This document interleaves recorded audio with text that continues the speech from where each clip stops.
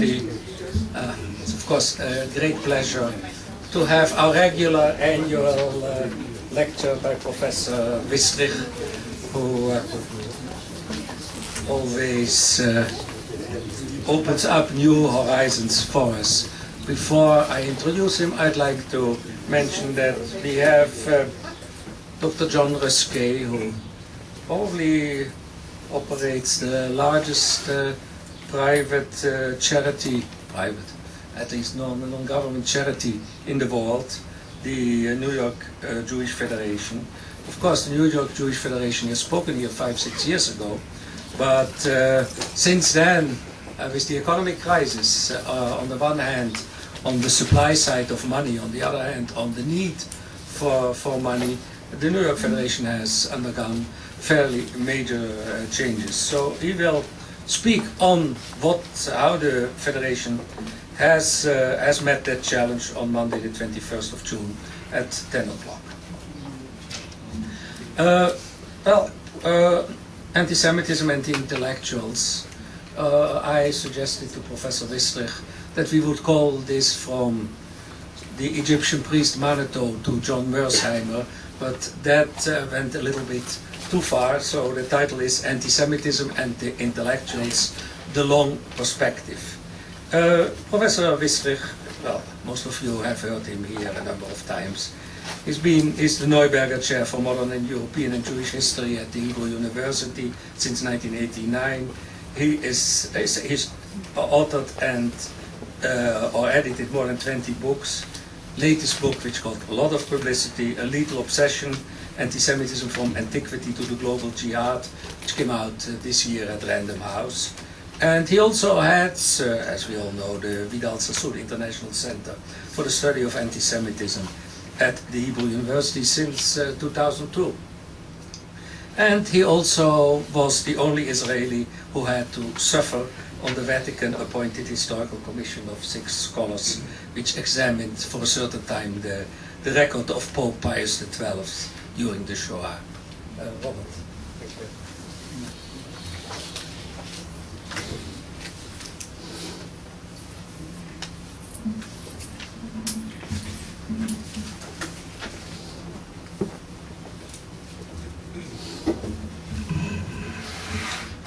Thank you, Manfred, and good morning, everyone. The subject of intellectuals and anti-Semitism is certainly one of the themes that I examined in the book that was just referred to, A Lethal Obsession, but I did not give it a separate treatment. And so I'm grateful to Manfred for having, as is his wont, challenged me to try and put together different strands in what is a long-standing phenomenon. We are, I think all of us in this room, very much aware that in the current campaign of defamation, delegitimization and demonization of the State of Israel, intellectuals in the broad sense, some of them Jewish, many not, have been playing a prominent role. And if we widen the definition of intellectuals to include those who perhaps are half intellectuals, semi or quarter intellectuals, people who help to frame public opinion, journalists, artists, writers, who venture into the public sphere, sometimes it seems almost exclusively in order to add their particular drop of poison to what is generally emanating from the educated elites today in the Western world and beyond, and of course in the Middle East as well. There is no doubt that the educated classes, the intellectuals, the academics, and I say this with some reluctance but awareness over a long period of time, that the possession of a PhD is certainly no guarantee whatsoever either of intellectual acuity or of freedom from prejudice, and any number of myths which surround us today. What I want to try and suggest this morning is that the intellectuals in the broad sense of the word have indeed been part of a long tradition going back over 2,000 years. So we can find the roots in Antiquity. I would certainly include, for the purposes of our discussion, albeit I'll only discuss it very briefly, the role of the clergy, who were de facto the only intellectuals that existed more or less in Christian Europe during the Middle Ages. And perhaps this is a good point to remind ourselves that it was the fathers of the church, particularly in the 4th century of the Christian era, who laid the ideological infrastructure through which so much of the demonizing of Jews, Judaism, the Jewish people has continued.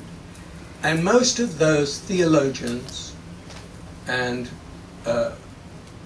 distinguished representatives of the church were in fact saints of the church. St. John Chrysostom was an intellectual, in my book, by any standard, and a key figure in the Eastern Christian Orthodox Church. St. Ambrose, of course, St. Augustine, the most important theologian of the Western Latin Church, and St. Gregory of Nyssa, and many other leading theologians for well over 1,000 years have been engaged in what was described after World War II by the French Jewish author Julie Isaac as l'enseignement du mépris, the teaching of contempt vis-à-vis the Jewish people. And the Protestant Reformation, although it brought many significant changes, historically speaking, on this particular Jewish question, if anything, turned the wheel backwards, at least the Lutheran Reformation. Martin Luther, Dr. Martin Luther, who was a very learned monk, a man of great intellectual power,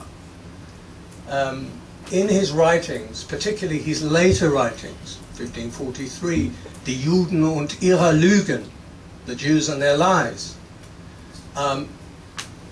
provides us with an example, and a reasoned example in his own way. Will come to this paradox of reason and irrationality that seems to be built into so much of anti-Semitism. But Dr. Martin Luther represents one of the most violent episodes in the history of anti-Semitic defamation that we know. So we can speak both in the Catholic, Eastern Christian Orthodox and Protestant worlds of a widespread phenomenon with devastating consequences in the longer term, in which the demonology of the Jews was constructed. The Jews, to put in a word, as the agents of the devil, the Jews as sometimes even Satan himself. And this tradition continues, and this is one of the most disturbing features of the history of anti-Semitism, that whatever the sweeping changes that can take place intellectually, socially, politically, in European history or outside of Europe, when it comes to the continuity of the stereotypes, they continue, albeit often in a new form, and they acquire a new vitality, so that the 18th century Enlightenment, which inscribed on its banners the revolt against the established churches and against medieval thinking, and proclaimed the sovereignty of reason, of humanity, universal enlightenment. Many of the thinkers in Europe of the Enlightenment, who were certainly intellectuals, in France they called themselves philosophes, continued in their own way the earlier tradition of anti-Semitism, even as they sought to turn their anti-Semitism against the church itself. This was indeed the Voltairean approach. Écraser l'infâme, to an assault on established authority, and particularly the authority of the church and the Holy Scriptures, and an out-and-out assault on the Jewish people and on Judaism as the source of everything that was wrong. Instead of now being branded as Christ killers, the deicidal people, which the fathers of the church had already made explicit in the 4th century, and which already has its seat in the Gospels themselves, the 18th century, or a section of the 18th century philosophes, and Voltaire at their head, proclaimed that the crime of the Jews was not the capital crime of having killed, put to death the Christian Messiah, but of having invented God. Monotheism was the worst thing that had ever happened to civilization. And if we look at the philosophers of the 19th century, most of whom were German, the great tradition of German idealist philosophy, running from Kant through Fichte, Hegel, and then those who reacted against it, Schopenhauer, Nietzsche, also the young Karl Marx, we see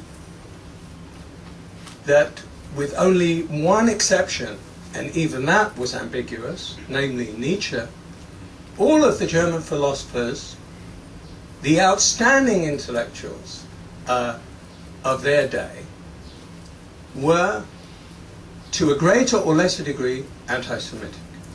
Even Kant, who is the supreme exemplar of rationalist enlightenment, was not free, although it took a milder form in the case of Kant, and perhaps with Hegel we can say there was some ambiguity, but nevertheless that tradition of German philosophy, which later in the 20th century will climax with what many people consider to be the philosopher of the last century, namely Martin Heidegger, we find a commitment that was not some kind of road accident as a very temporary aberration in his career, a commitment to Nazism that ran deep, and which also affected his attitude to Jews. And then when we look at the heirs of the Enlightenment tradition in early socialism, particularly in France, we see that virtually without exception, there were very, very few exceptions, the early socialists of the 19th century,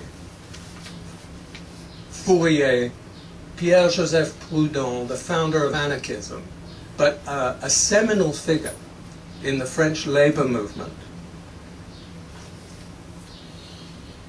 Toussaint, and many others, they laid the groundwork for late 19th century French anti-Semitism. I will mention a bit later the example of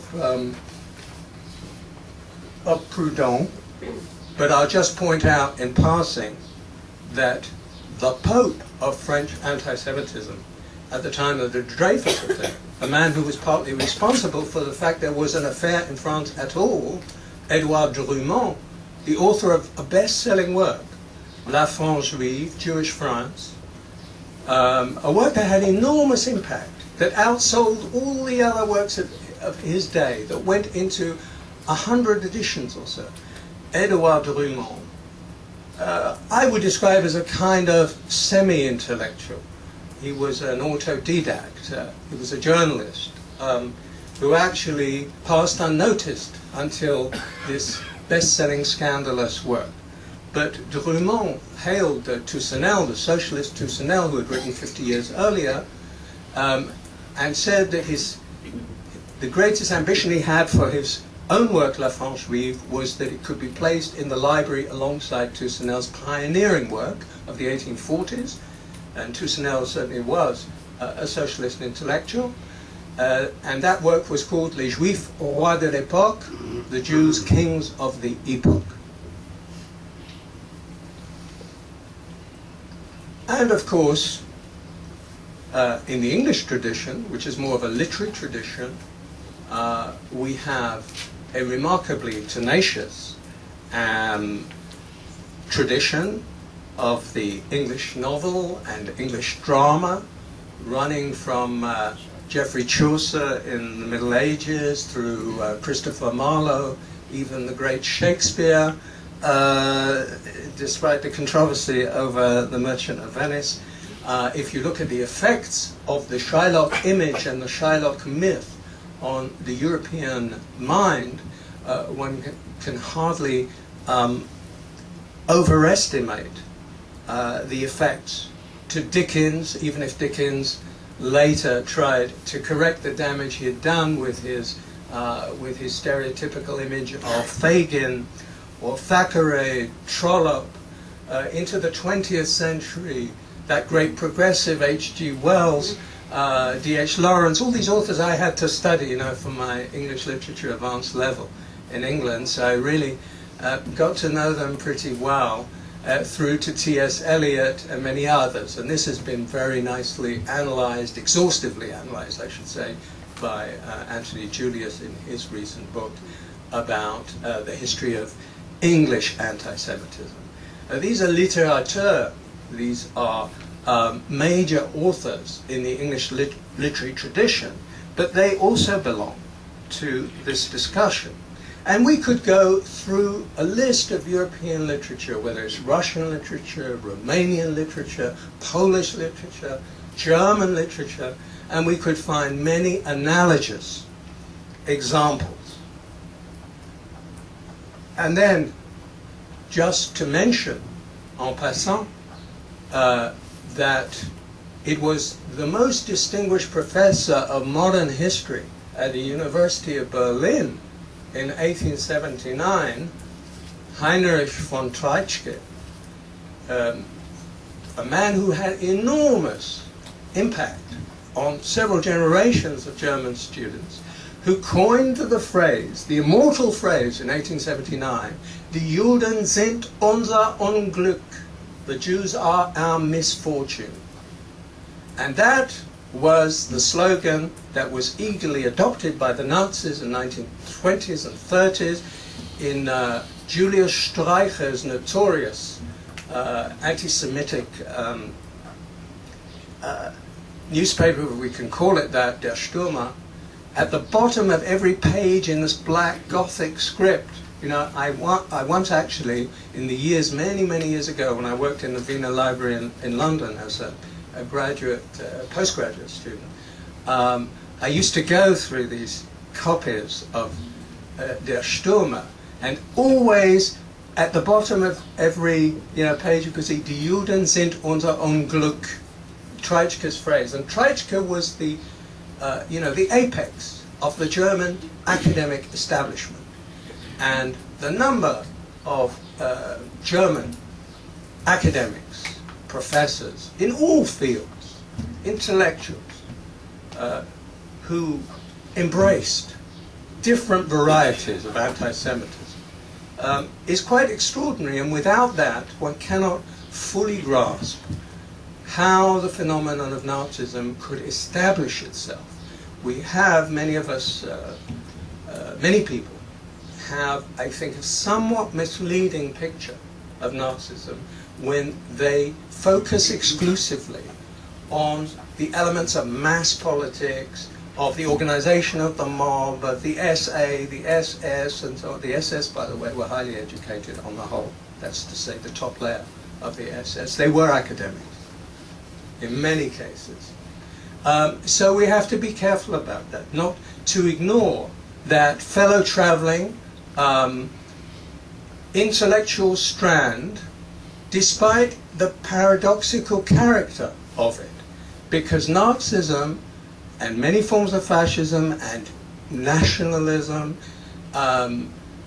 in fact, and even some forms of socialism, had a strand of anti-intellectualism. So here's the apparent paradox, that the same movements which were both anti-intellectual and anti-Semitic may lead us too quickly to disregard that very anti-intellectualism and that anti-intellectual anti-Semitism also had an intellectual basis. And this is something I may come back to. If we come up to the present, again, we see how among the educated elites in Europe, wherever we look, from Spain through France, the Low Countries, Scandinavia, Great Britain, and down the line, again, we find many writers, prominent, highly regarded journalists, but also academics, who are in the forefront of these odious comparisons of Zionism to Nazism, of Israel to the Third Reich. You know, there was that English or Anglo-Irish professor of poetry at Oxford. He's still quite prominent, Tom Paulin, who wrote his poem that was widely publicized about the Zionist SS, Crossfire, a few years ago. You're probably all familiar with the ravings of that Nobel Prize laureate for literature, the Portuguese writer José Saramago, who back in 2002 at El País began his odyssey of comparisons of Ramallah with Auschwitz, a communist, and quite a few of the intellectuals who have made themselves known as the most rabid Israel haters today in Europe have in fact come from the communist or left-wing camp. Not all. Some have more liberal credentials. Here in Israel, there was that notorious interview a number of years ago with Theodorakis, one of the iconic figures of the European left, the Greek composer of Zorba the Greek. You know, I can never listen to Zorba the Greek in the same way again since I read that interview with Theodorakis, in which you have almost every existing known variety of anti-Semitism put together in one interview, from his Greek Orthodox grandmother telling him not to go at Easter time into the Jewish quarter in the Greek city where he was born, to the more familiar strands of how is it that the Jewish people, whom he claims to admire, have become the prime examples of fascist aggression in our time, to the Jewish domination of the musical world, to the way the Jews control the media in the United States and Wall Street, etc., etc. All the strands are put together there in one interview, even as this semi-intellectual parades himself as a friend of Israel and as a person who all his life has, stood against anti-Semitism. This, of course, is something that we continuously are forced to come back to, a phenomenon of our time that nobody, this is the difference between now and the and the time of Treitschke and many others, that nobody today is willing to openly and honestly and unabashedly, or extremely few examples, to say that they are anti-Semites, because that is the kiss of death. And this, of course, is exactly the vacuum into which anti-Zionism and anti-Israelism has entered. Because unlike anti-Semitism, with all of its echoes of the gas chambers, mass murder, all the horrible things that no self-respecting intellectual would possibly wish to be identified with, although surprisingly there are a few who are even ready to go partly down that road. But on the whole, this is beyond the pale. To lash out at Israel, to demonize it, to completely morally and historically delegitimize it, is not only acceptable, it's not only legitimate, it's not only subject to any penalties, it is actually the height of fashion, and it is the proof of your bona fides in the world of the bien-pensant, of those who think in the proper manner. Why this role of intellectuals through the centuries? And it began, and I have to say a word because Manfred wanted me to go back to Manetho and Appian in Alexandria 2,000 years ago, so I will briefly say something about that, because that is in effect where it began, before the fathers of the church and before the Gospels. That kind of anti-Semitism among the existing intellectual elite of pagan antiquity, particularly of Egypt, of Greece, and of Rome. Those intellectuals, they focused on things which seem to have a perennial resonance. So it is worth going back for a moment to those beginnings. I'm not among those who tends to play down that anti-Semitism of antiquity and say, even Bernard Lewis does this by saying that, well, this was just another example among many of ethnocentric prejudices which exist between neighbors, between peoples, have always existed. There is no people that doesn't have some conception about its neighbors that couldn't be categorized as prejudicial in some way. But I think that if we look at those strands in that very ancient anti-Semitism which are still existent, whether people are aware of their origins or their sources doesn't really matter. Let's look at some of them. The charge that was made well over 2,000 years ago against the Jewish people, and particularly among the intellectual elite of the high cultures of antiquity, that the Jews are, primarily as a consequence of Hebrew monotheism, that they are a rigid and exclusivist people, that they are in effect antisocial.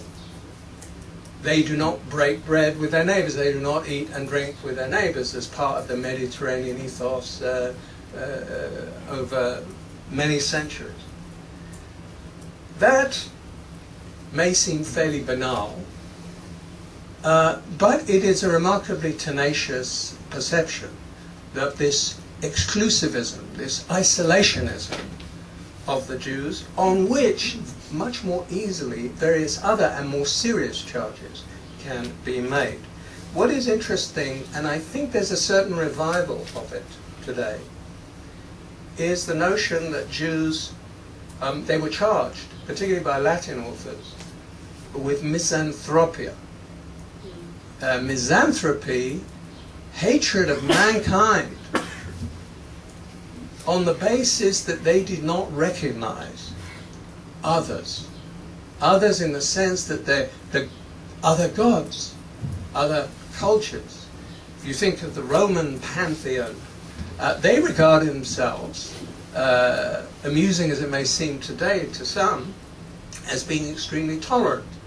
And perhaps there were moments in Roman history where they did show a degree of tolerance of other gods. Elilim, of course.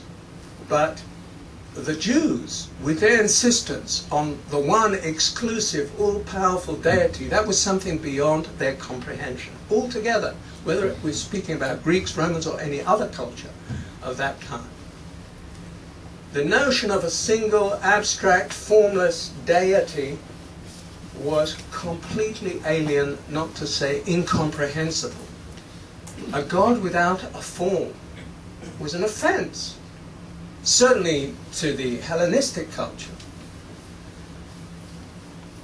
But also, this charge of misanthropy was connected with, and that too is an amusing reflex perhaps, but some one that repeats itself through the whole history of anti-Semitism, that the Jews were charged with xenophobia, with hostility to aliens, rejection of strangers.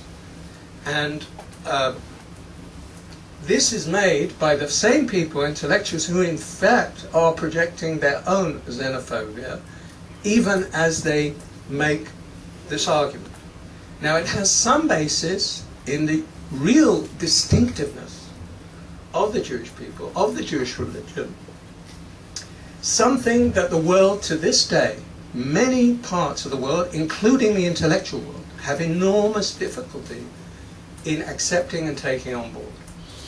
I would say that if we look at that very camp, which Jews have traditionally thought and still think, certainly in the United States and most of the Western world, is the most favorable to them, namely the liberal camp, the liberal democratic camp. These are our people. But when you examine it more closely, there certainly has been, over time, a distinct liberal unease and at times liberal anti-Semitism, which cannot take on board the Jewish insistence on particularity, on distinctiveness. And when you go back into Antiquity, you see that part of the conflict, clash of civilizations if you want, or values certainly, between Hellenism, Hellenization and its universalist pretensions, and the particularism of Judaism, that this repeats itself periodically through history, including in our own time. There is this difficulty in understanding, and I've heard it many times, even when I've had to speak to delegations coming from abroad, people who I wouldn't define as anti-Semites a priori by any means, but they say, we don't understand, why do you Jews insist on being, why do you have to have a Jewish state? This is, how can there be a religious definition to Israel? And of course, if you can point out the same in Islamic countries, Islamic states, and they don't make the same argument there. But there is this real difficulty and this unease in trying to grapple with a people whose religion and whose nationality are so closely connected. And this sense, if you like, the uncanniness of the Jewish presence in a diaspora. A diaspora, after all, as we know, that is has existed for over 2,000 years, and in which the Jews did not disappear, in which they did not assimilate, or at least some may have assimilated, but the Jewish presence continued. And that seems to go against the grain. It's the least one can say. And certainly the intellectuals of antiquity were troubled by this, and even more, and this is striking in the period of the Roman Empire 2,000 years ago, by the vitality of Judaism and the fact that it was at that time a proselytizing religion. when you read Tacitus, when you read Seneca, who's certainly intellectuals, Tacitus was the greatest historian of his time, coming from an upper-class Roman background, the attraction of Judaism to an increasingly decadent and corrupt Roman society, the fact that in the upper classes there was an increasing movement to accept Jewish values, particularly noticeable, interesting enough, among women, that this was something very shocking and disorienting. One of Tacitus's claims, and it's echoed elsewhere, is that this is sapping the warrior values and the unity and the cohesion of Roman society, whose own religious basis is crumbling. And the fear of Jewish proselytism is a not to be underrated factor, and not only in antiquity, but even more so in the early centuries of the Christian era. Again and again, and we tend to underestimate this, Christianity was a young religion in comparison with Judaism. Islam obviously is an even younger religion. But Christian clerics were always apprehensive and fearful that if the ignorant masses, those who didn't know to read or write, and they were the overwhelming majority of the population, that they might be more attracted to Judaism than to Christianity. And this fear explains why again and again prominent clerics, think of Bishop Agobard in Lyon, in France, in the Carolingian period, they warned their flock against any fraternization with the Jews. Because there was some fraternization, there was some interaction, and there was this fear, which explains why the segregation became increasingly official and through legislation. And it was always initiated by what was the intellectual elite of that time, namely the Christian clergy. Of course, you also find intellectuals, then and now, who are willing to give credence to the most fantastic and demonic images of Jews. And Appian, who was one of those that propagated the idea that Jews fattened a Greek every year, you know, for sacrifice in the temple in Jerusalem, and many other canards. Appian was a good example of that.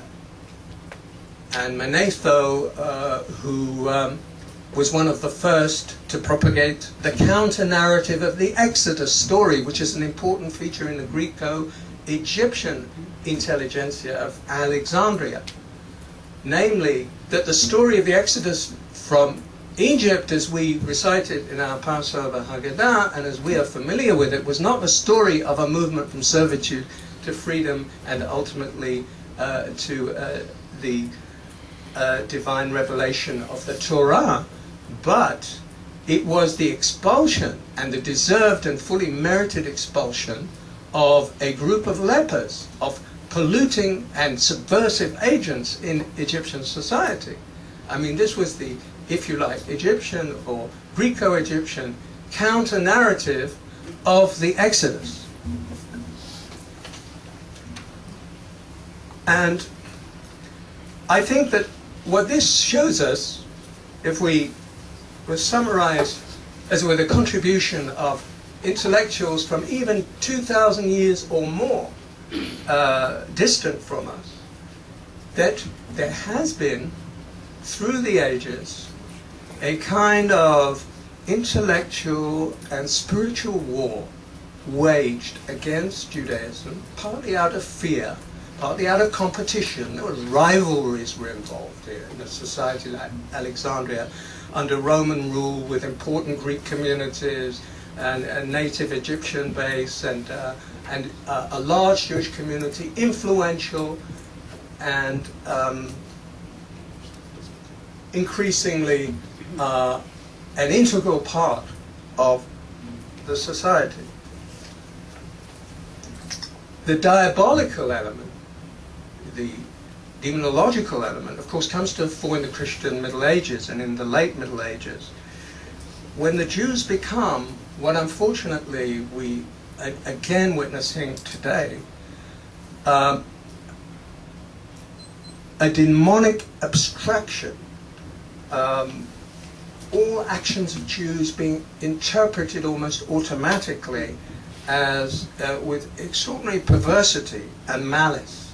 Is something that we see in the intellectual classes, large chunks of the intellectual class. Of course, I don't want to say all intellectuals, God forbid, have adopted or embraced such a point of view.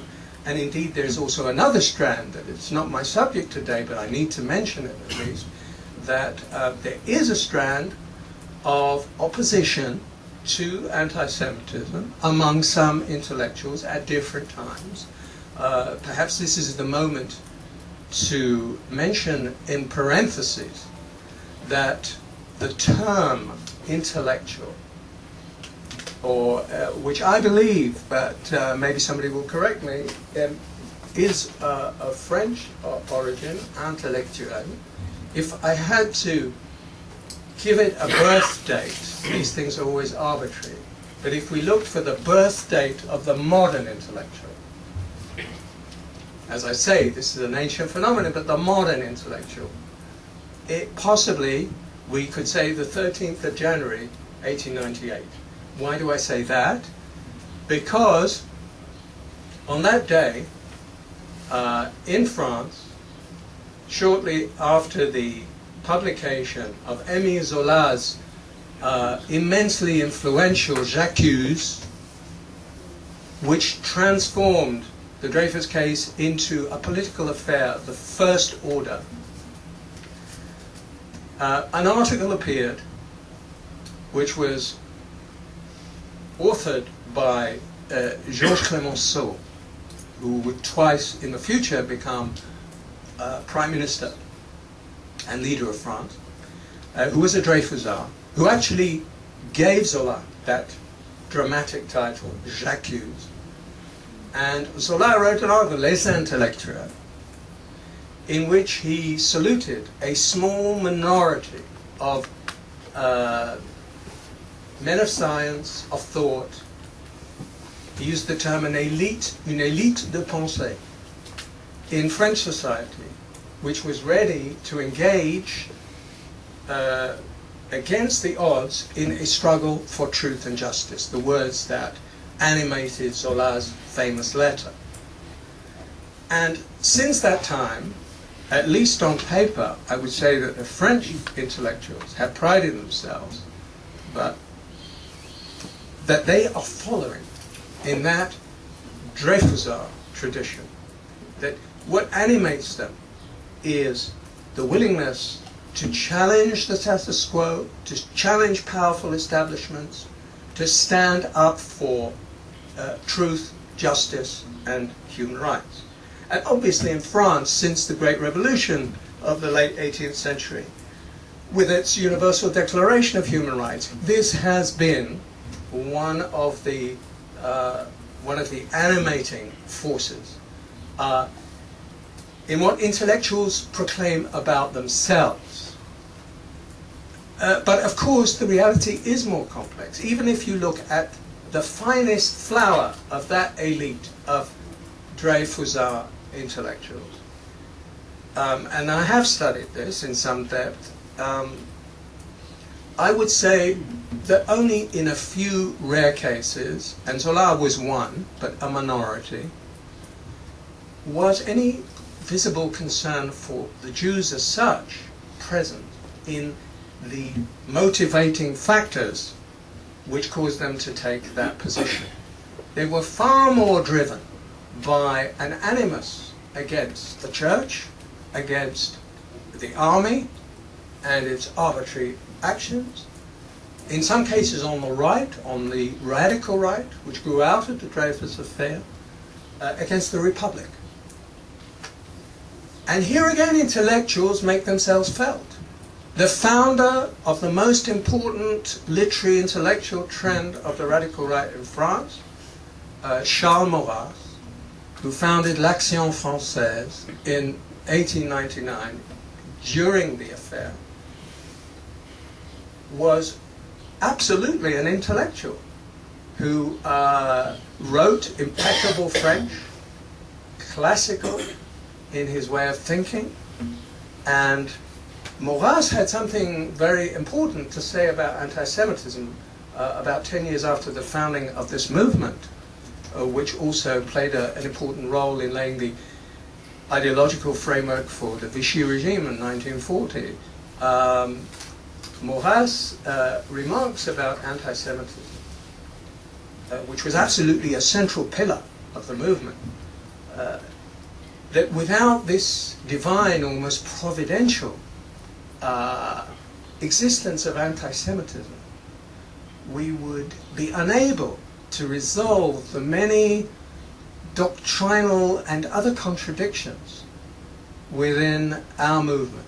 So that therefore, even if we were not by patriotic conviction anti-Semites, we would have to be by expediency, because we recognize that anti-Semitism is so wonderfully expedient in a political sense for many reasons that I don't think I really have to elaborate here. The nationalist intellectuals of Europe, and to some extent beyond Europe, certainly in the Arab world,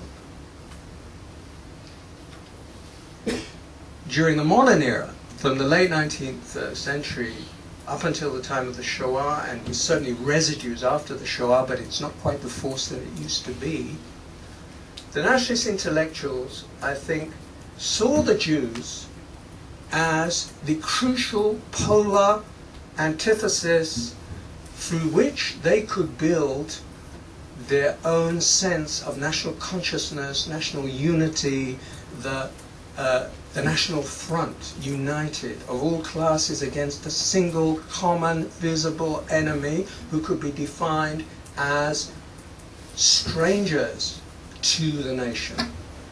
And again, intellectuals are in the forefront of almost every single such nationalist movement in Europe, and the anti-Semitic wings of those nationalist movements, intellectuals play a dominant role. This is true in Eastern Europe.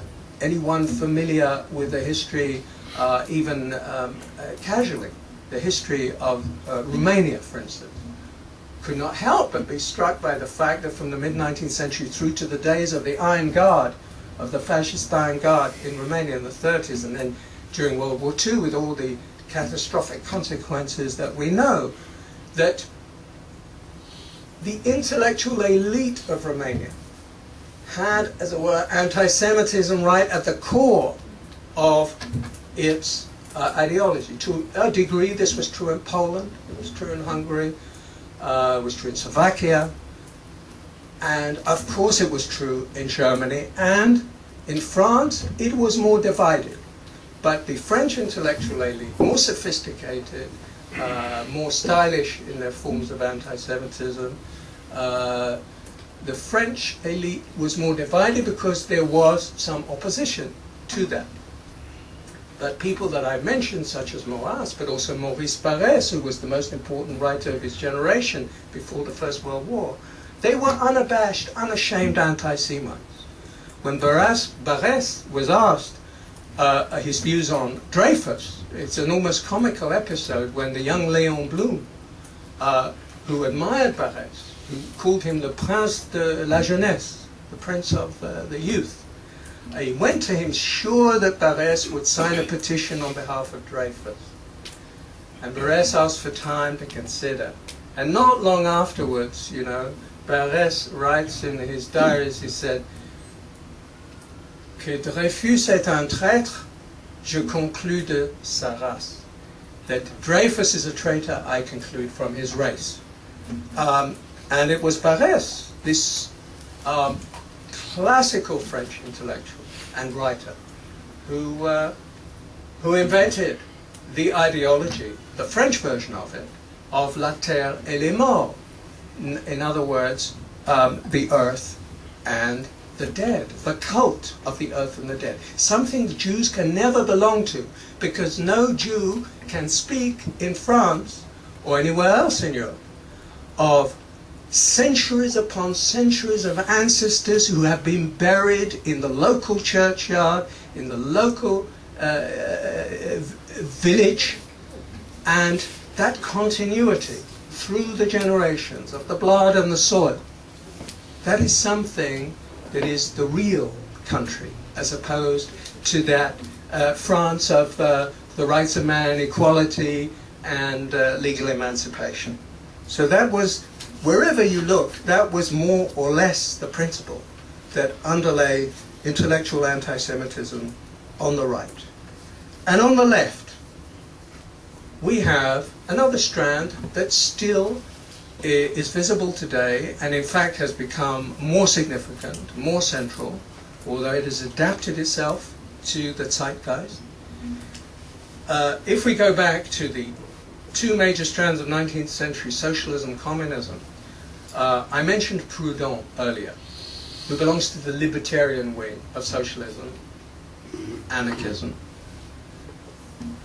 When you read Proudhon's diaries from 1847, it is literally spine-chilling, because he writes entries like a list of Jewish names, first of all. Of course, Rothschild, another Jewish banker he mentions, Karl Marx, whom he hated bitterly, had good reason to do so in his case. A number of French Jewish writers.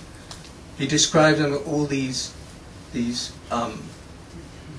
odious, bilious beings who we cannot stand, and then he launches into a tirade, and he says the Jews must be expelled from France. The synagogues must be abolished. The only Jews who should be permitted to remain in the country are those who have been married to les Françaises. At the end of this tirade, he adopts a line which he claims derives from Voltaire. I'm not sure that Voltaire actually said this.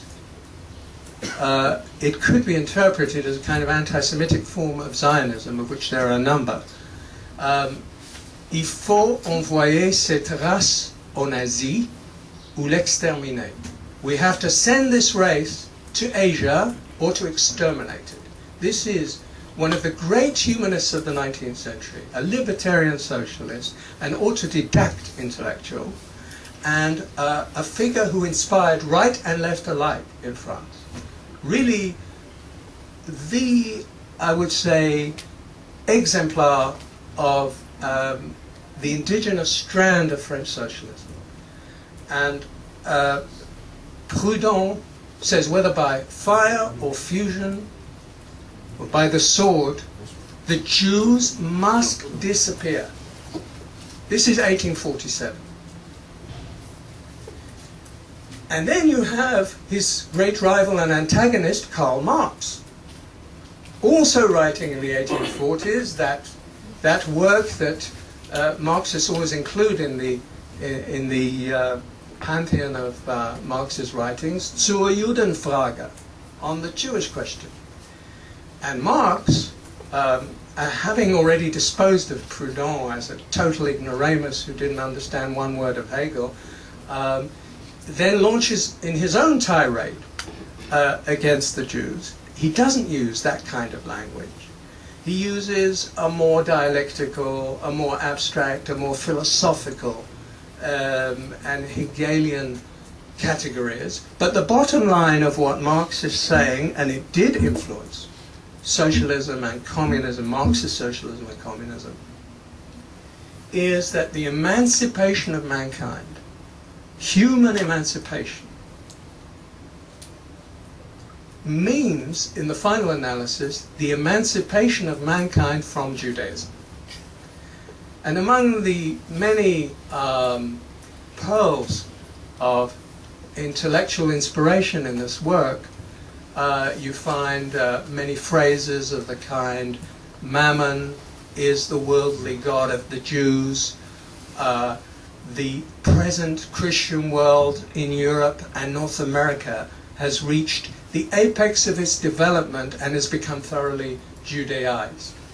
And you know, this concept, particularly strong in Germany, but you find it almost in every European language and every European culture at that time, Verjudung, verjudete Gesellschaft, a Judaized society.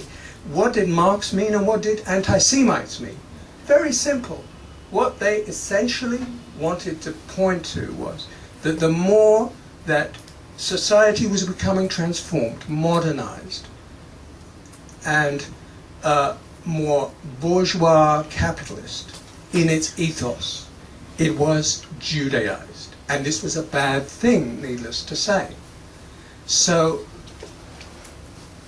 an important section of left-wing thought from that time and ever since has regarded the Jews in terms of their economic functions, their economic and social functions, as being a sort of avant-garde of bourgeois and capitalist society, which has to be done away with. And the more radical that trend on the left, the more weighty that approach is.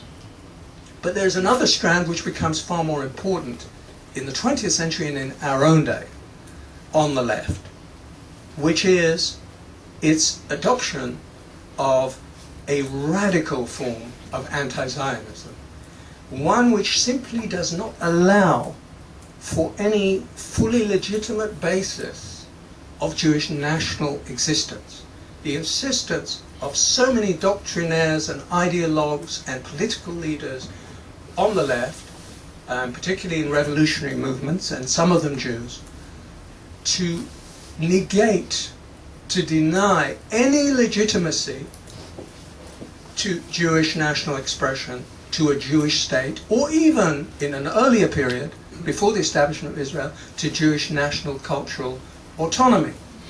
And this was the position taken by the Russian Bolsheviks, by large numbers of communists, except for a brief period, where, as we know, the communist world swung to support in the late 40s of the State of Israel. But that was not really an ideologically based support. That was a political decision taken by the Soviet Union at a certain time. Important though it was, it did not reflect a change in left-wing thinking. The secular intellectuals have proved, and the more militant their secularism, that they could be as anti-Semitic as any of their clerical predecessors. And there is a strand of intellectual anti-Semitism, particularly in Germany, this was powerful, which attacked Christianity along with Judaism, and you could say Judeo-Christianity, the Jewish roots of Christianity, and that of course filtered into Nazism.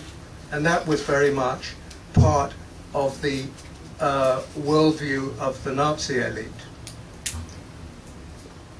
The intellectuals are responsible for the articulation throughout the 20th century until our own day of many of the hybrid forms of anti-Semitism. These very influential in their own way. Judeo-communism, that comes more from the right and the far right. Judeo-Masonry, the Judeo-Masonic conspiracy, that is more of a Catholic speciality. And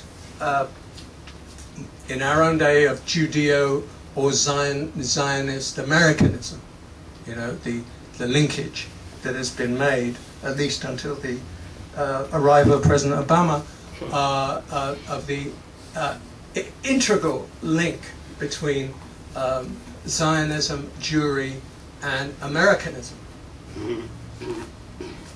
And strange hybrids like the sort of Marxist Islamic axis.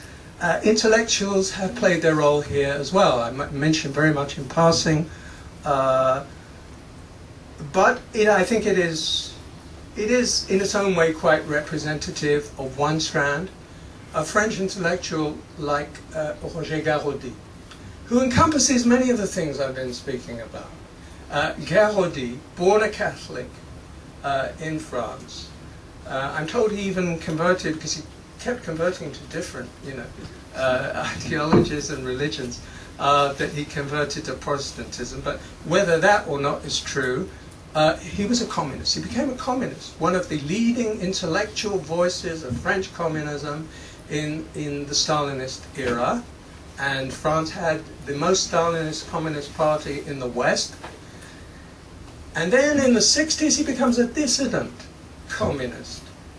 And, strange to report, briefly he even defends the Jews and denounces that Polish 1968 Polish ethnic purge under Gomulka, under the Polish Communist Party, carrying out a final ethnic cleansing of Polish Jews under the communist flag. And Garaudy denounced that. And at that time he didn't appear to be an anti-Zionist. And then he goes through the decisive change, which is conversion to Islam. And there are more examples than we think now on the left, and not just on the left. He has not died yet. Sorry? He has not died yet. I mean, maybe he becomes Zionist, who knows? Well, everything is possible. I think he's in his 90s now. He may still undergo another conversion. But he married a Palestinian woman. And I think it's in 1982 that he officially converted to Islam. But from that point on, we can see an escalation, a steady escalation in the virulence, the vitriolic nature of his anti-Zionism, until in the mid-1990s he publishes this work, Les mythes fondateurs de la politique d'Israël, which he ends up in court, charged with Holocaust denial, which is forbidden under French law. And then he becomes the great cause célèbre of the Arab world and of the Arab intelligentsia. And he goes on this Middle East tour to Beirut, to Damascus, to Cairo. He's feted at the Cairo Book Fair.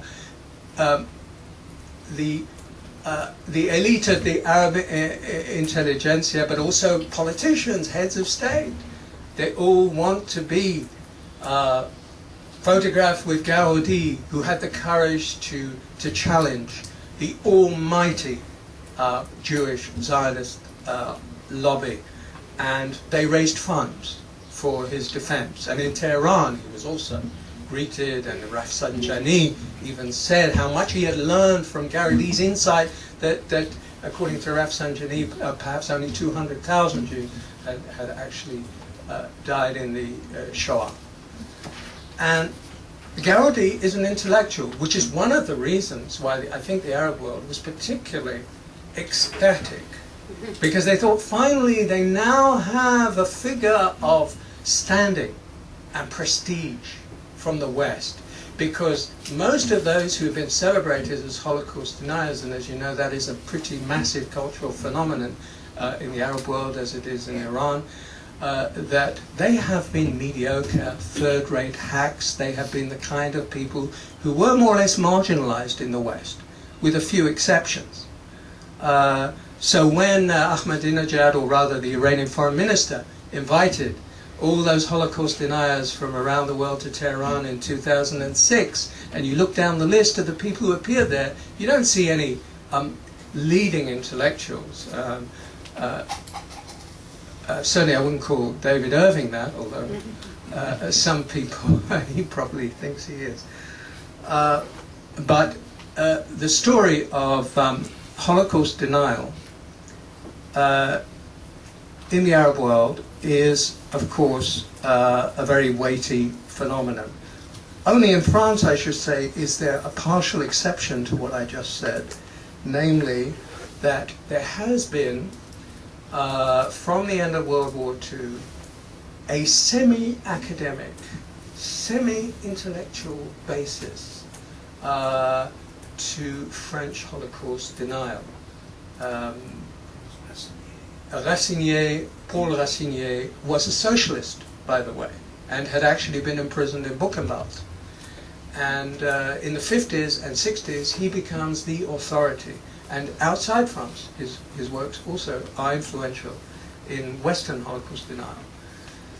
And subsequently, Faurisson was actually an associate professor of French literature at the University of Lyon, and he takes up the banner in the 80s, and still today, he's a veteran of Holocaust denial.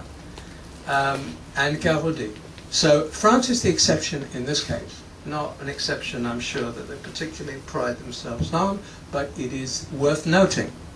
Romania is the other country where the intellectuals are, I would say, some of them quite brazen about adopting a form of Holocaust denial. Certainly Holocaust relativization is a massive phenomenon in Romania, and the theory, very popular also in the Baltic states and elsewhere, that Judeo-communism was at the very least a crime on a similar magnitude and a form of totalitarianism comparable to and at least as important as the Nazi mass murder of the Jews. And the Jews are blamed in this case of being the architects of that communist totalitarianism, and obviously, again, intellectuals have been prominent in making those kind of claims.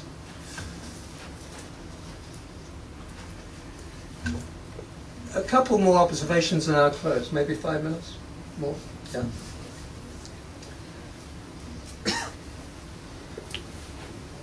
There is also the question, inevitably, of the impact of the Holocaust.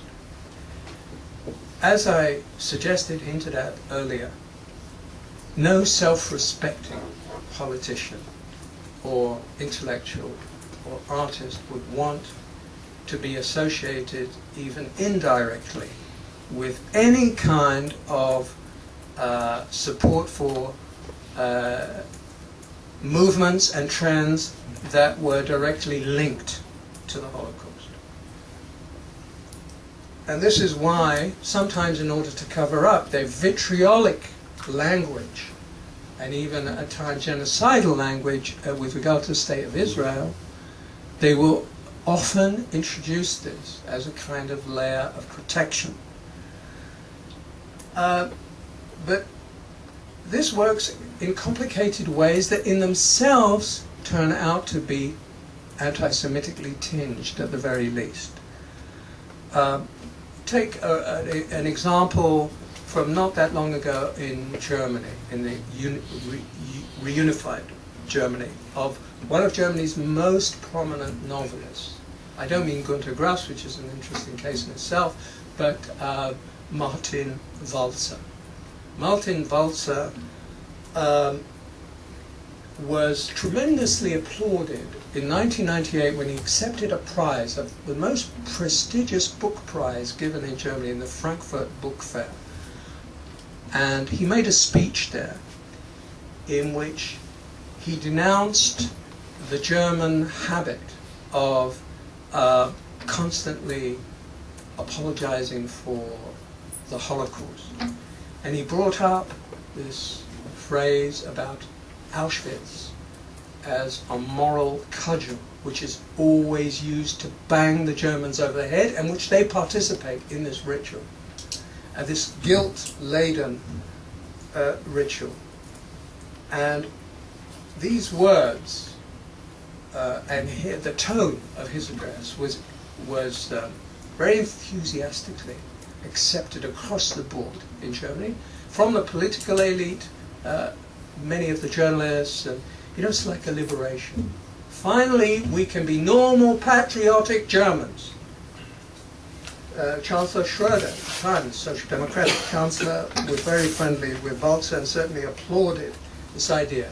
Germans finally have to be a normal people. Problem is that Walzer Walzer certainly had, and this came out a few years later, a strong animus against the Jews. His best-selling novel, which was called Tod eines Kritikers, The Death of a Critic, was aimed at Germany's most prominent literary, intellectual, and cultural critic, a survivor of the Holocaust himself, a Polish Jew who had come to Germany after the war, Marcel Reich-Ranitzky. And Walzer satirized Ranitzky in a really anti-Semitic fashion in this novel, where the protagonist is immediately identifiable to people in Germany as being Reich-Ranitzky, as the apex of vulgarity, of lechery, of corruption, of hunger, an insatiable hunger for power, and abuse of power. That's one example of the way intellectuals can deal with the Holocaust, to reverse it and rebound and turn it against the Jews. More commonly, this is turned, of course, against Israel. And therefore, we have the endless parade, which has been going on for decades now, which I document at great length in my book, of attempts to transform the Jews into the Nazis of our time, and especially the Israelis, but any Jews who identify with Israel, and to some extent any non-Jews who identify with Israel, become tainted and tarred with a brush of fascism, Nazism, and in the best of cases, apartheid. And this exercise, which partly, no doubt, is a mechanism to relieve guilt, but also has other implications and other, perhaps, motivations and causes, this has become the way in which the Holocaust is used, shamelessly, relentlessly, as a stick with which to beat the Jewish people. And at the same time, it turns attention away from the real threats to, I would say, to the West itself, to its own civilization, to its own values, which intellectuals, most intellectuals in Europe, seem so reluctant and unable and unwilling to deal with. Whether it is radical Islam, whether it is terrorism, whether it is the relentless erosion through various forms of multicultural ideals, which are barely, in practice, very rarely, in fact, respected. And thus you get such grotesque phenomena, which are not by no means exceptional, of the red carpet treatment being given to people like Sheikh Qaradawi, coming twice to London at the invitation of the left-wing mayor of London, Mr. Ken Livingstone, who fortunately is no longer in that position, and being hailed as a progressive and a moderate voice of Islam. And the fundamentalist Islamic anti-Semitism, which dwarfs in its sheer violence and vitriolic culture of hate all the other forms of post-war anti-Semitism, is always being excused, downplayed, or simply passes unmentioned. So that this cult of violence and death and destruction, which Israel has to face and is on the front line of facing, this is simply removed, airbrushed out of the picture, and then what remains is the kind of grotesque caricatures that day by day, and especially in the last couple of weeks, we have once again experienced. I think that's a good moment to stop. Thank you very much. Okay, we can take very few questions, and we will take them. And we ask you to be brief. Sorry, I have taken 6 questions today. Adi Gelfman, Izzy Liebler, Dr. Joel Fishman, Professor Rafi Israeli, Arye Green, and Professor Kornitzer. We will do it in 2 rapid rounds. Please be very brief. Thank you, Dr. Wistrich. You've given us so much information today. I'm just glad there's no exam coming up. Clearly, the tendency to conflate anti-Semitism and anti-Zionism today is a very, very real phenomenon. And yet I have personally encountered and read about liberal Christians and liberal intellectuals who seem to present the position that, yes, finally, we really do accept your Judaism or you Jews as a religious group, and they look for joint activities and to do things together with Jews. They're not bothered by Jews per se, as their predecessors might have been in the church in previous centuries. Do you see this as the emergence of a genuine trend, that they really do finally accept a more liberal, what they see less threatening form of Judaism in the 21st century, or not? Easy. I'm still reeling, like everybody else, so much in this magnificent expose. I'm looking forward. We're going to see this published, I hope, soon. Maybe could we have your take on the role of Jewish intellectuals in this, particularly relevant to the contemporary period? Joel? Yes. Thank you very much for this important and timely lecture. I have a few very brief points of information and one question, but I will be brief, I promise you. You had spoken of the fear of the intellectuality, of the intellectuals of the vitality of Judaism, and the late David Flusser told a small group of people in a closed company that he thought that it was the secret fear of many Christians that Judaism would outlive Christianity. That was Flusser's view. The other thing was that Chaim Weizmann in Trial and Error spoke about being a student in Geneva at the turn of the century, and the great revolutionaries from Russia, the communist revolutionaries, came through and they denied any justification to Zionism or to Jewish nationalism. They absolutely wouldn't accept it. And also, I read that the communist movement, particularly in England in the 20s, saw Zionism as a rivalry because it attracted the best kind of intellectuals, so it weakened their ranks. The other thing is that the Russians had the term intelligentsia, which entered into their language in the middle of the 19th century, and if you want, you can find a reference to that in the 1934 edition of the Encyclopedia of the Social Sciences. But my question is, what did Alexei de Tocqueville say about the Jews? Okay, we'll take those 3, and then we have a second round. Okay. Okay, I'll begin with the easiest question because I don't know the answer. Namely, Tocqueville. What I can tell you, however, is that Tocqueville's private secretary was none other than the Count de Gobineau, the father of modern racism. Now, I'm not assuming he got his ideas from Tocqueville, and I have no evidence to think that Tocqueville expressed himself in a clear way on this matter. I certainly didn't come across it myself. Coming to some of your earlier points, and I'll go in reverse order, it's interesting what you say about the fear in early communism of the potential power of attraction of Zionism and Jewish nationalism, particularly in Bolshevism.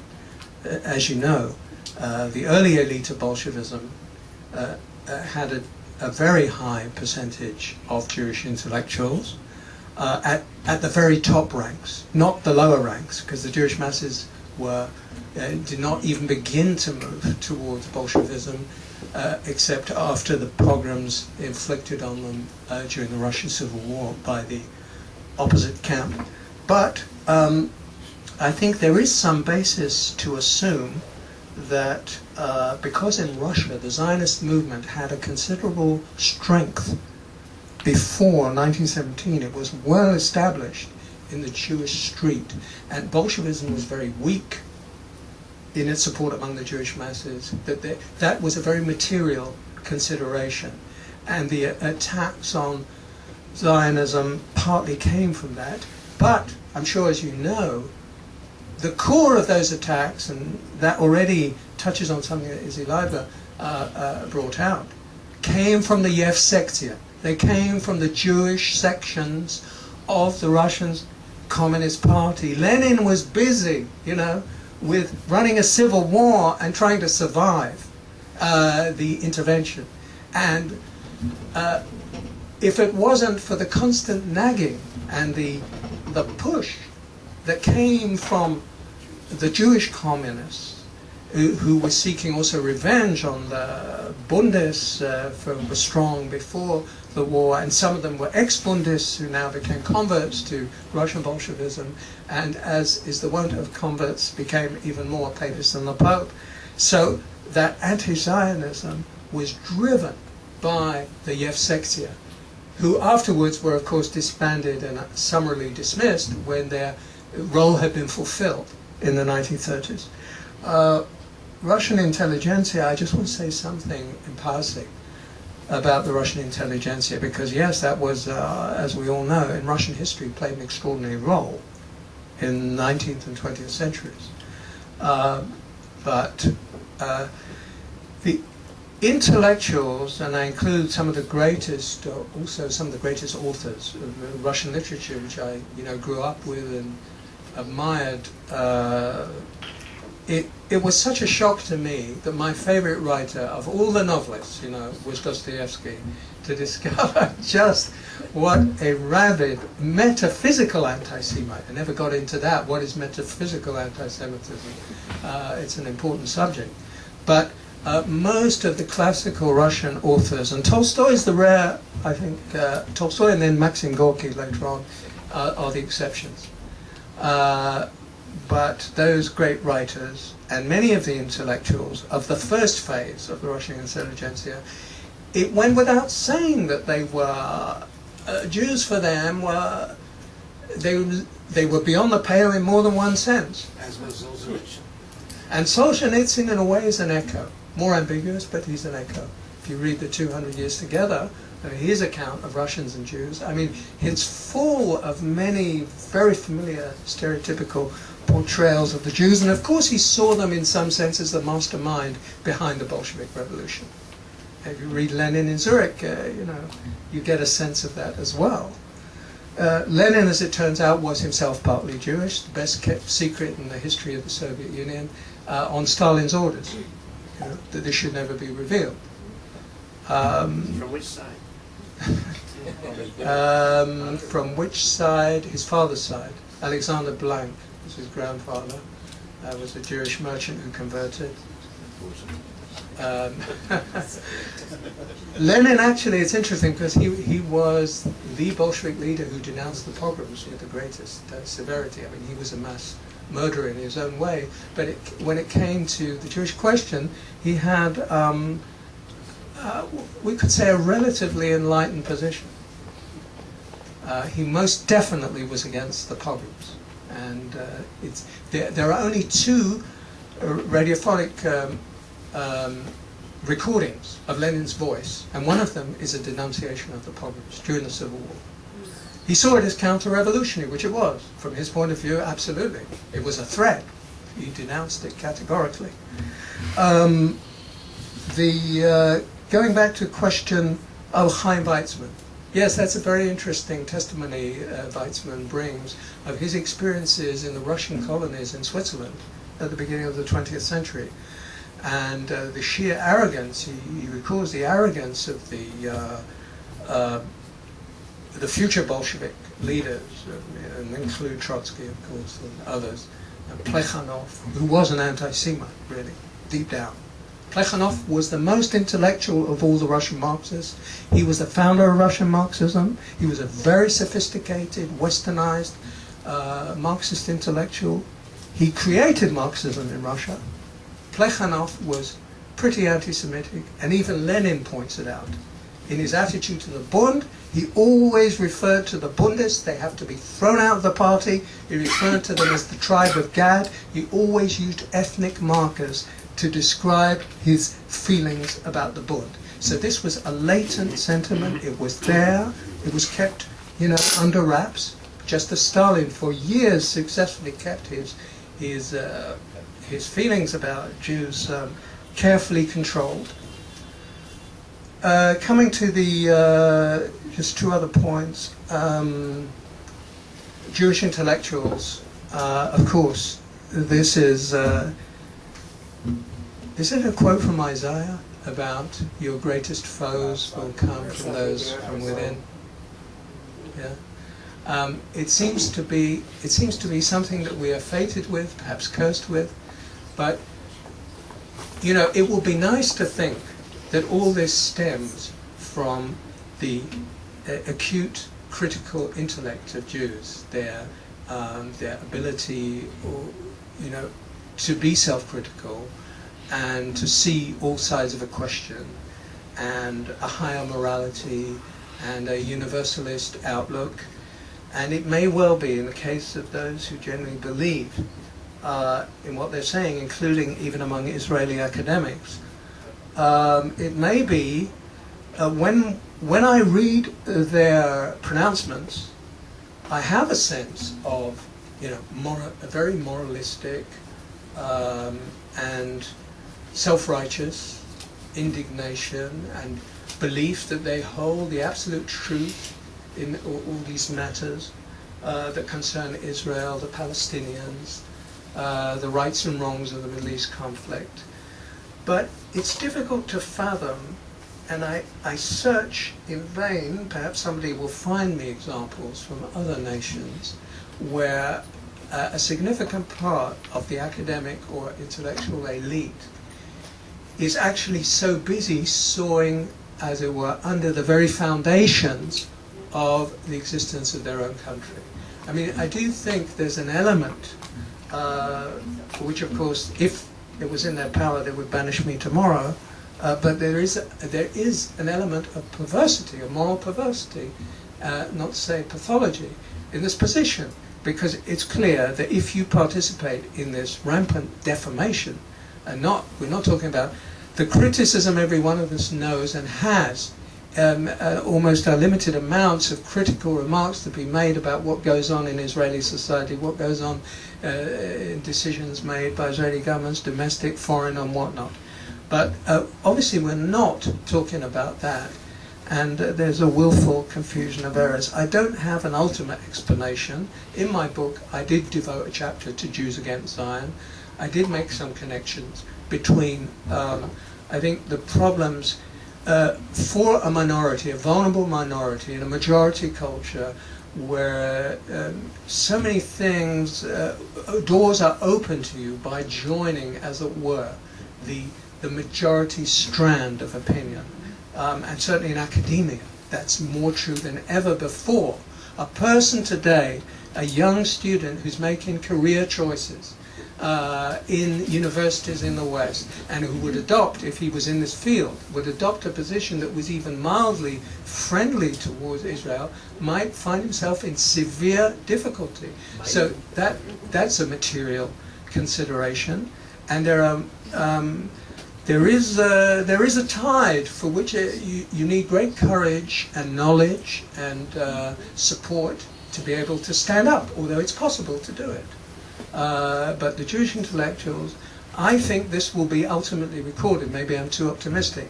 I think this will be ultimately recorded as a page of shame, another, page of shame in the history of a certain section of the Jewish people that have joined with some of the worst adversaries and enemies of the Jews in the name, so to speak, of a righteous cause, but one which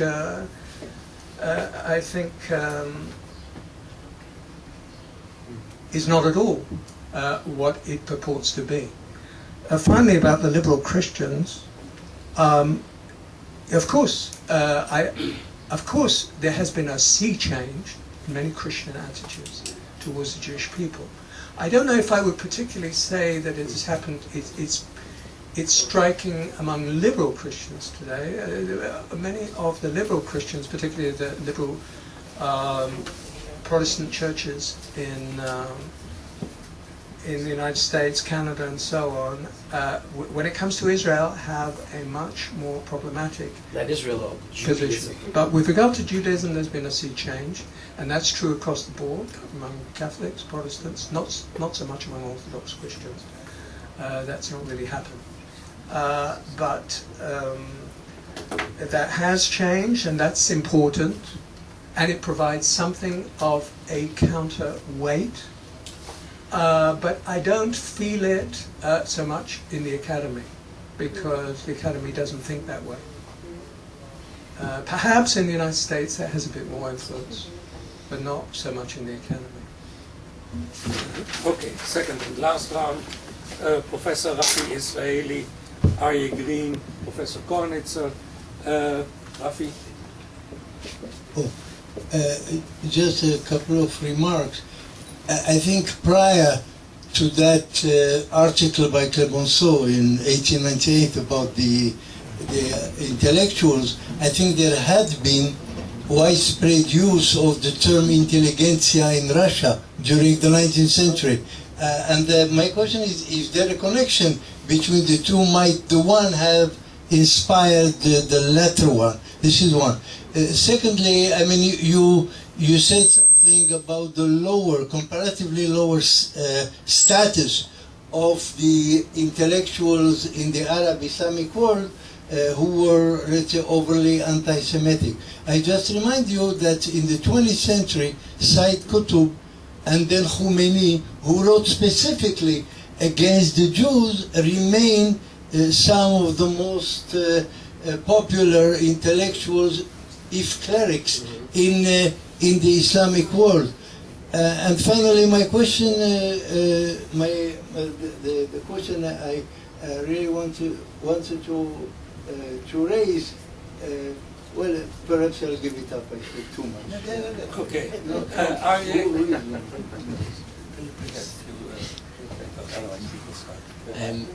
Professor Wistrich, just referring to some of your closing comments with regard to the willingness of the intellectual elite, as it were, to ignore the threat against them, let alone to ignore or to excuse the anti-Semitism, anti-Israel, what have you. I know that I want to ask you a question that's perhaps a bit more provocative. As one of the foremost scholars and experts in anti-Semitism in the world, I want to ask you a question that really should be asked to a social psychologist. And the question is why? I'm asked this a lot. Why is it that the media are so willing to believe obvious lies coming out of sources that are not reputable, and again and again and again believe these lies and report them, where you would figure most of us, if you make an investment and you lose it, you're not going to go back to the same source for an investment, what have you. And I'm connecting that with the academic or political or media leadership, intellectual leadership, who are so willing to ignore the threat that clearly exists not only to Israel and the Jewish world, but to the Western world. And I'm asking, where does that come from? Because I'm always asked that. I never have an answer. And as I mentioned to you, I'll be speaking in New York next week. I'd love to give an answer and quote you with it, if you'll allow me. And finally, Professor Kornitzer. Thank you for your lecture. Being a Holocaust survivor in Belgium, my major remark is in which political background intellectuals can act. And whenever they act in a democratic state, you can oppose them and you can react against them. Once they act in a totalitarian regime, left or right, it's quite another picture. So I would not mix intellectuals in totalitarian regimes and intellectual democratic. And the example that you gave is the Dreyfus affair, which came in a democratic state. And finally, after many tribulation, the verdict was reversed. And The left was very slow to be in motion, but finally they did it. So that's my proposal, and that's why when you start with anti-Semitism or anti-Zionism in Arabic states, I'm sorry, most of them are more or less totalitarian regimes, and so it's the same thing that happened 50 years ago in Europe. So there is no difference for me.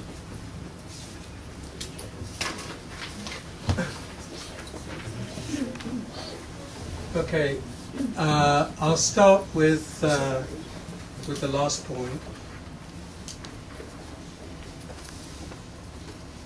I don't think that, with the exception of Iran today, that you could classify the regimes in the Arab and Muslim world as being exactly or even that comparable to the totalitarian regimes of interwar Europe.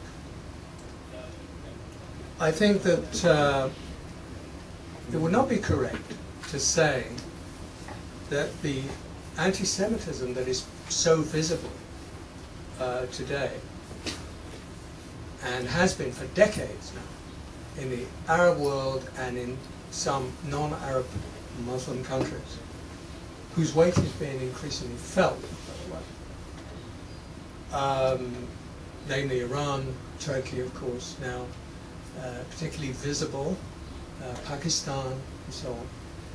I wouldn't say that one should approach this as being primarily or predominantly, except perhaps in the Iranian case, a state-controlled anti-Semitism from above. There is a propaganda apparatus, certainly it functions.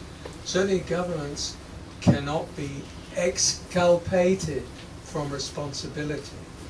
But what is really disturbing is that it is a mass phenomenon, and that it is something that permeates the media and, of course, the mosques, but also it is a street phenomenon. That's what the dictators want. That's yes, what they want. Yes and no. I don't think it really works quite as simply as that. As a matter of fact, there are cases one could make the opposite argument. For instance, even in Turkey, where it's quite clear that Erdogan has added the whole weight of his personal animus and his strategic change, but things that were clearly there for a long time. But he's also responding to the fact that in Turkish opinion, and I'm told by people who follow these things very closely, that in the Turkish media, this is rampant, and on the street it is, and the total identification with the Palestinians, and it's an interaction here. You can't present it like that as unilaterally being imposed from above. I think Iran may be the exception, but in Arab countries, for instance, in Egypt, if anything, I would say, and there are people here in this room who know this, from very close up, that President Mubarak is a moderating force in comparison with a great deal of what is there in the intellectual elites, the masses, the clerics, it goes without saying, but also the journalists. Some of them, in a moment I'll come to Rafi's question. But, you know, those regimes like, which have peace treaties, Arab regimes with Israel, first and foremost Egypt, but also Jordan, they are under pressure, and they sense this heating up from below. They use it as well. This is where we can see the complicity, but they're not necessarily the source of it. That was true. There was a period, the Nasser's period, and under Saddam, and various kinds of regimes where we can say, yes, that was state control. I don't think that's the position today. And it's worse than it was before. They allow or encourage it in the schools. and in the state-run media, even in Egypt and Jordan, but especially Turkey. So, yes, but what I'm saying is that it has a much more massive sort of impact, a popular impact, and the regimes are well aware of that, and it influences them. So that's one thing. On the more general point about intellectuals in democratic as opposed to totalitarian societies, first of all, I think we need to refine that a little bit. Let's even take the case of the Nazi regime. In the early years, you know, what the Germans called Gleichschaltung, where they were sort of imposing a uniformity within civil society and the state. It didn't happen overnight, instantaneously. Many of the intellectuals who had prepared the way for Nazism in the Weimar Republic, and some of them were the conservative intellectuals, people like Ernst Junger, who was not an out-and-out Nazi, although he contributed to the destruction of the Weimar Republic, like did many intellectuals of this kind. Yes, they shared many common ideals, but they also, you know, they had their own way of thinking. I don't think that Heidegger, even though there may have been an element of opportunism when he accepted the role of rector of Freiburg University and then adopted the Nazi worldview lock, stock and barrel and was very much implicated, much more deeply than, you know, people used to say. I don't think he was following any dictate. His idea was he would be the intellectual Führer of Germany and he would shape the National Socialist Revolution, and his main criticism of Hitler, whom he admired, difficult though it may be to believe, was that it wasn't radical enough. It wasn't radical in his existential, philosophical sense of the word. And he preserved a certain autonomy. It was possible in a limited way. And although there is a distinction to be made, and obviously the possibilities of opposition under totalitarian regimes are reduced ultimately to zero, except with the dissidents later when these regimes become more modified and authoritarian as opposed to totalitarian. It may be different to a degree, but again, most of the people I know who were anti-Semites, they were of that disposition before the movement became a regime. The Carl Schmitts and the Jungers and others. The threat to the West, I mean, it is very interesting to examine the broader question about intellectuals, particularly in the Western world, and how through the 20th century they have seen totalitarian threats. I mean, we could have brought all kinds of examples from some of those more insightful critics at the time, people like George Orwell, who had a great deal to say about the English intelligentsia of the 1930s and their willingness to believe the, you know, Potemkin village facade of the Soviet Union, for instance. And also they're flirting with other forms of totalitarianism. And this continued after World War II.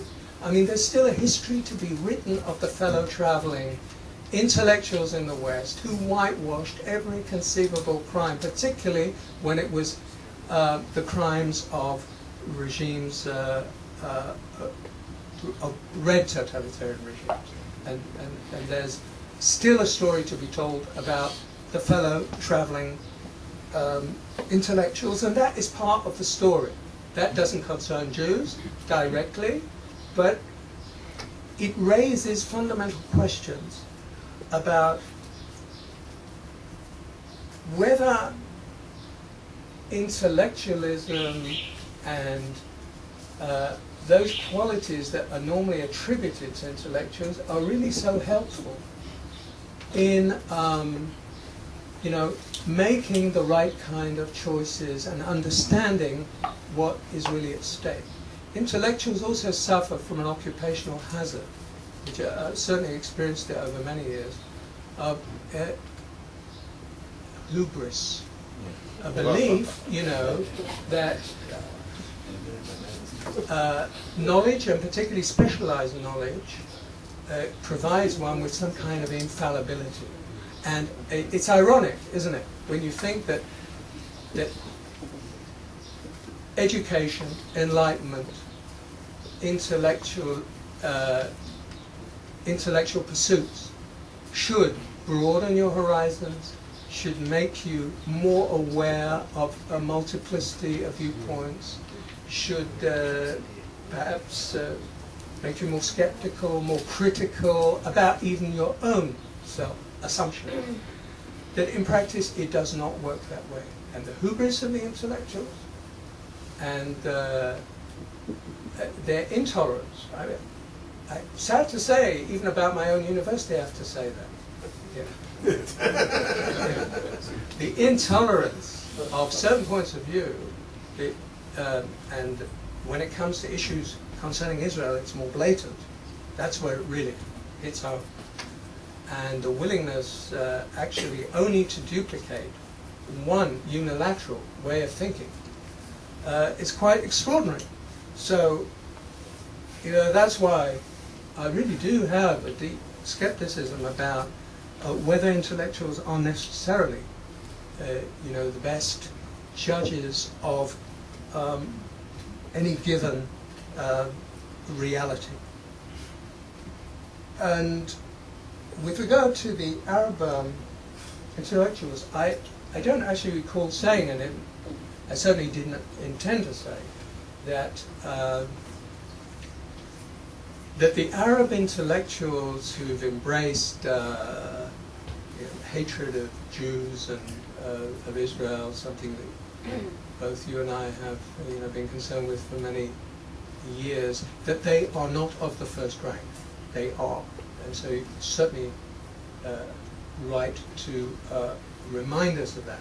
And one of the cases that you mentioned is particularly striking, Said Qutb, because he's widely considered to be one of the great inspirers of the whole fundamentalist worldview. And he was undoubtedly, quite apart from his being a religious scholar who wrote major works of interpretation on the Quran, but he was an intellectual. But, at least from my own sense of what he wrote, his anti-Semitic statements and opinions can rival that of anything in the Western and the European canon.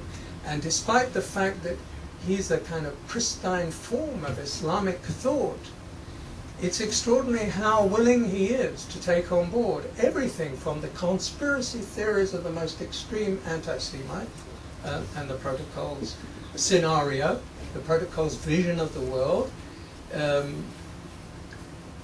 We find with him, as we find it in so many others, and including those who are by no means Islamists, and perhaps Speed Muzzle will have something to say about a case, a particularly glaring case, which I've tried to fathom, of Anis Mansour, who was close to Sadat, and who has said, you know, is on record as having said the most spine-chilling things about, you know, how Hitler was right, and well, he's a Christian. He's a Christian. Difference, yeah, no, I'm saying he's not from the non-Islamic sector. But, you know, I haven't fully been able to fathom these cases, but there are so many of them that one has to assume this is a cultural phenomenon that has much deeper roots than the emotions, obviously, that are unleashed all the time concerning the conflict, the real conflict with Israel. And it seems that real conflict can no longer be perceived by a large section of the Arab intelligentsia except through the prism of all these distorting mirrors, which anti-Semitism, whether it's Islamic in origin or nationalist or European, Christian or Nazi, whatever the influence, these distorting mirrors have played a completely disproportionate role, and they are one of the reasons, one of the generally ignored reasons, as I'm sure you would agree, for the persistence of the conflict. Okay.